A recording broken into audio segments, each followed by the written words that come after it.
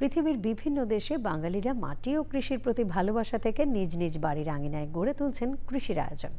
আমেরিকার জর্জিয়ার ইয়ার মোহাম্মদ তেমনই একজন। বিস্তারিত জানাচ্ছেন শেখ সিরাজ। আমেরিকার দক্ষিণ পূর্বাঞ্চলের জর্জিয়া অঙ্গরাজ্যের ডাউনডি এলাকায় 2002 সাল থেকে বসবাস করছেন বাংলাদেশের চাঁদপুর জেলার ইয়ার মোহাম্মদ।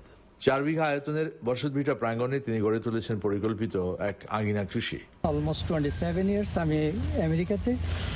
এখানে আসার পরও কৃষির উপরে আমার ভালো একটা আকর্ষণ আছে। সব সময় আমি করি কম আর বেশ, এবং নতুন নতুন যে কোনো জিনিস প্রত্যেক বছরে আমি নতুন কিছু একটা করতে চেষ্টা করি।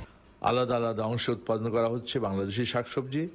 লতানো ফসলের মাচায় চাষ হচ্ছে মেটে আলু, চিচিঙ্গা, বরবটি আর করলা সহ নানা জাতের ফসল।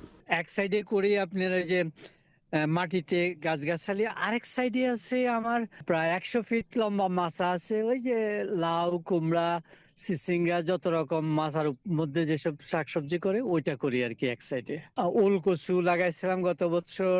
এইগুলোর বীজগুলো কি আমাদের সব দেশি বীজ দিয়ে করেন?